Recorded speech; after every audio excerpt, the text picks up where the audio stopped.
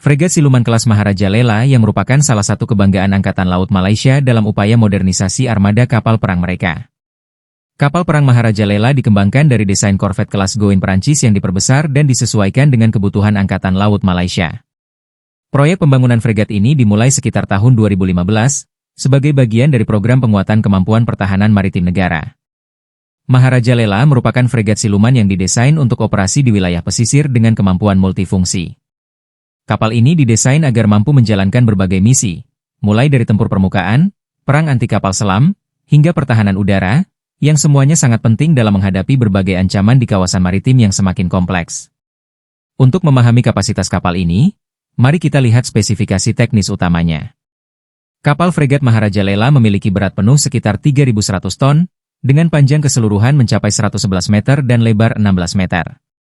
Draft kapal ini adalah 3,85 meter, memungkinkan kapal beroperasi dengan stabil di perairan pesisir. Dari segi mesin dan propulsi, kapal ini menggunakan 4 mesin diesel. Total tenaga yang dihasilkan mencapai 29.600 kW atau setara 39.694 tenaga kuda. Mesin tersebut memungkinkan kapal ini mencapai kecepatan maksimum sekitar 28 knot, cukup gesit untuk manuver di laut lepas ataupun dekat pantai. Jangkauan operasional kapal sangat memadai, yaitu dapat menempuh hingga 5.000 mil laut pada kecepatan 15 knot. Dengan kemampuan ini, fregat Maharajalela dapat melakukan patroli laut yang luas dan mendukung operasi kelautan Malaysia hingga beberapa hari. Kapal ini juga memiliki daya tahan operasi hingga 21 hari serta didukung oleh awak sebanyak 138 personel. Salah satu keunggulan penting dari Maharajalela adalah fasilitas helikopter di atasnya. Kapal ini memiliki hanggar tertutup dan platform helikopter di bagian buritan yang mampu menampung berbagai jenis helikopter dan drone udara tanpa awak, dengan bobot hingga 10 ton.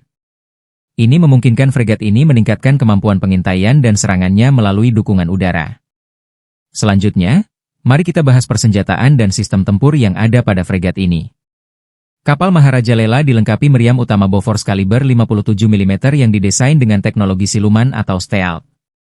Senjata ini berperan sebagai senjata utama untuk melumpuhkan sasaran di permukaan air dan juga dukungan tembakan ke sasaran udara rendah.